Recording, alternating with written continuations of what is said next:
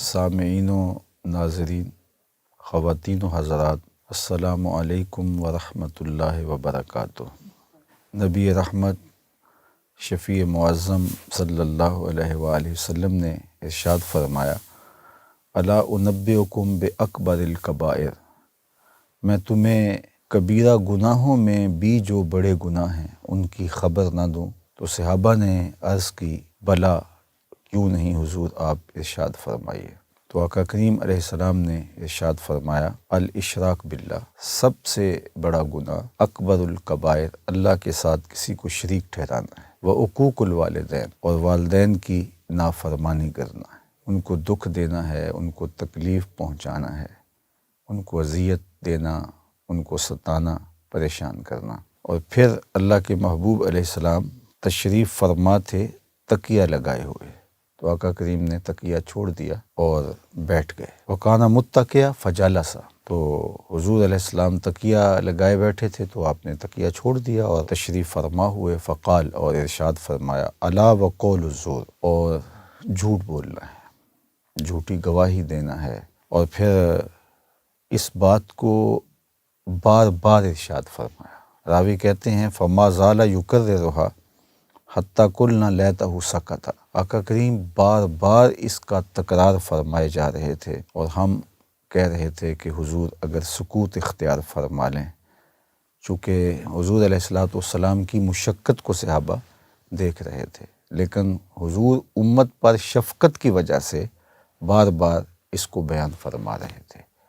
اب ان تین چیزوں کو اللہ کے محبوب علیہ السلام نے اکبر الکبائر قرار دیا۔ سب سے پہلے شرک، اور شرک ظلم عظیم قرار دیا گیا، ان الشرک لظلم عظیم، سب سے بڑا گناہ شرک ہے، اور اللہ تعالیٰ شرک کو معاف نہیں کرے گا۔ حتیٰ کہ جو شرک اصغر ہے، ریا کو قرار دیا گیا، تو اس کی بھی سخت مذمت آئی ہے۔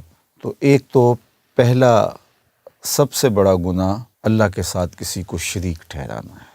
اللہ تعالیٰ جل شانہ ہمیں شرک خفی سے، شرک جلی سے اور ہر طرح کے شرک سے محفوظ و مامون فرمائے۔ دوسری بات اللہ کے محبوب علیہ السلام نے جو ارشاد فرمائی، عقوق الوالدین، والدین کی نافرمانی، ان کو دکھ اور اذیت دینا اور تکلیف پہنچانا۔ اللہ تعالیٰ نے ہمیں ماں باپ کے ساتھ حسن سلوک کرنے کی تلقین ارشاد فرمائی ہے، وَقَضَىٰ رَبُّكَ أَلَّا تَعْبُدُوا إِلَّا إِيَّاهُ وَبِالْوَالِدَيْنِ إِحْسَانًا، کہ تیرے رب نے یہ طے کیا ہے کہ اللہ کے علاوہ کسی کی پرستش نہیں ہوگی، اسی کی عبادت ہوگی، اور والدین کے ساتھ حسن سلوک کیا جائے گا۔ تو والدین کے ساتھ اچھا سلوک کرنے کی ترغیب دی گئی ہے۔ ان کی نافرمانی کرنا، ان کو تکلیف پہنچانا شریعت میں بہت مذموم ہے، اور اس کو نہ صرف کبیرہ گناہ کہا گیا، اکبر الکبائر قرار دیا گیا۔ علماء نے کہا کہ وہ گناہ جن کی سزا آخرت میں تو ہے ہی ہے، دنیا میں بھی ضرور ہوتی ہے، ان گناہوں میں سے ایک گناہ والدین کی نافرمانی، عقوق الوالدین ہے۔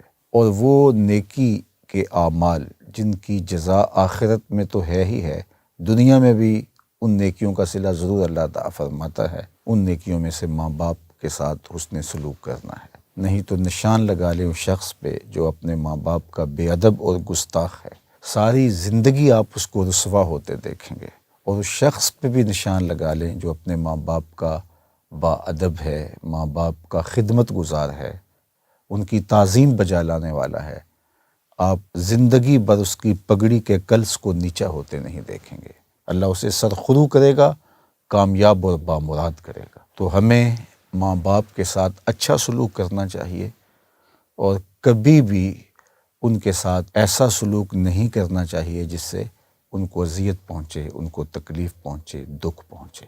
تو یہ دوسرا بڑا گناہ ارشاد فرمایا۔ اس کے بعد اللہ کے پیارے محبوب صلی اللہ علیہ وآلہ وسلم تکیہ لگائے تشریف فرما تھے، تو آقا کریم نے تکیہ چھوڑ دیا اور فرمایا، الا وقول الزور، سن لو، تیسرا بڑا گناہ جھوٹ بولنا ہے۔ یہاں ایک سوال آپ کے ذہن میں آ رہا ہوگا کہ شرک بہت بڑا گناہ ہے، لیکن اللہ کے محبوب علیہ السلام نے اس کو بیان کیا تو تکیہ لگائے ہوئے تھے۔ والدین کی نافرمانی بہت بڑا گناہ ہے، لیکن حضور نے اس کو بیان فرمایا تو حضور ٹیک لگائے ہوئے تھے۔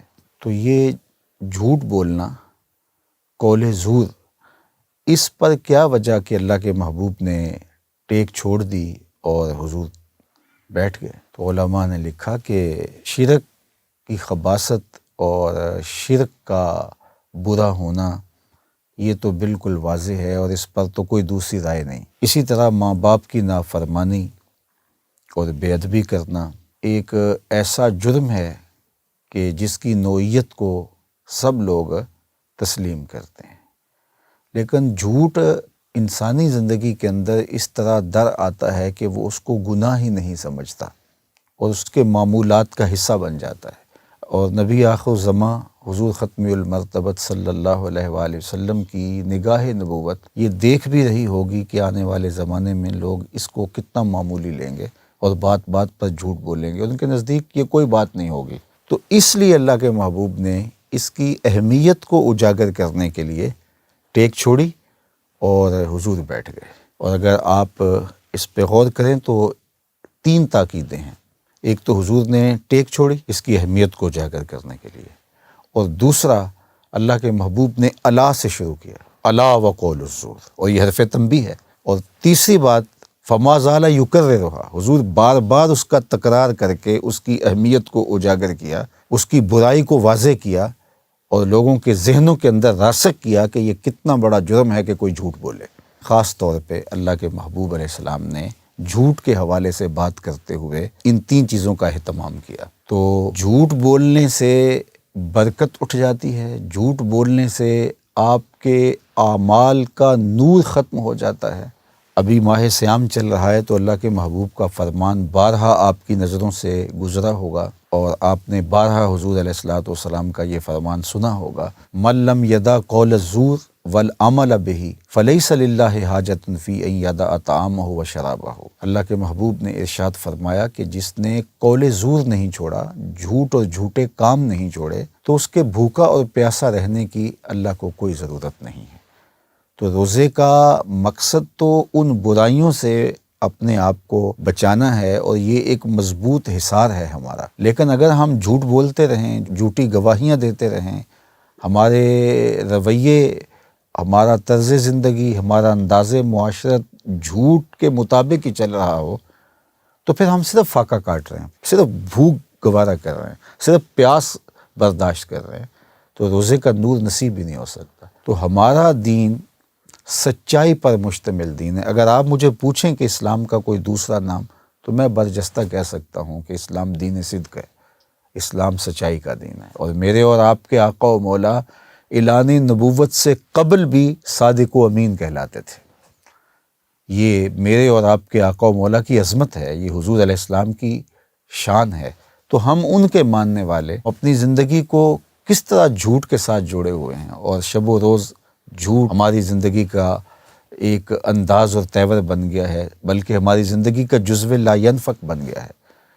تو اس حدیث پاک کے اندر کبیرہ گناہوں میں سے بھی جو اکبر ہیں ان کا ذکر فرمایا گیا۔ ویسے تو علماء نے کہا کہ جو صغیرہ اور کبیرہ کی تقسیم ہے وہ ایک دوسرے گناہ سے موازنے کے اعتبار سے ہے، ورنہ ہر وہ عمل جو اللہ کی ناراضگی کا سبب ہو وہ چھوٹا نہیں ہو سکتا۔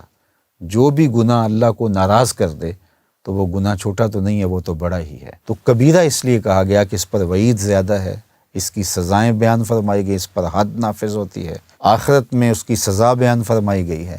تو اس اعتبار سے صغیرہ اور کبیرہ کی تقسیم کی گئی، اور پھر ان کبیرہ گناہوں میں بھی جو اکبر الکبائر ہیں وہ یہ 3 گناہ بیان فرمائے گئے، اور ایک حدیث میں 4 بیان فرمائے گئے، اور اس میں قتل کو بھی بیان فرمایا گیا۔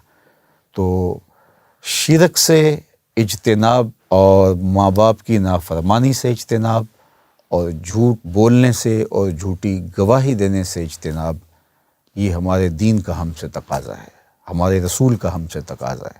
ہمارے آقا و مولا چاہتے ہیں کہ یہ اس طرح زندگی بسر کریں کہ ان کی زندگی میں یہ چیزیں نہ ہوں، اور اس کی اہمیت کو اجاگر کرنے کے لیے اللہ کے محبوب علیہ السلام نے یہ انداز اختیار کیا۔ اور صحابہ کا وہ قول دیکھیے، حضرت ابو بکرہ نفیع بن حارث رضی اللہ تعالیٰ عنہ کا قول، وہ فرماتے ہیں کہ حضور بار بار اس کا تکرار کیے جا رہے تھے، الا وقول الزور، الا وقول الزور، الا وقول الزور، اور ہم کہہ رہے تھے کاش کہ حضور سکوت اختیار فرما لیں، حضور خاموشی اختیار فرما لیں۔ حضور مشقت میں ہیں، لیکن حضور امت کے ساتھ جو شفقت کا ایک علاقہ رکھتے ہیں، آپ کے قلب اطہر میں امت کی جو بے پناہ محبت ہے، اس لیے حضور چاہ رہے تھے کہ میں بار بار اس کا تکرار کروں اور میری امت اس گناہ سے بچ جائے اور جھوٹ جیسے عیب سے عیب دار نہ ہو۔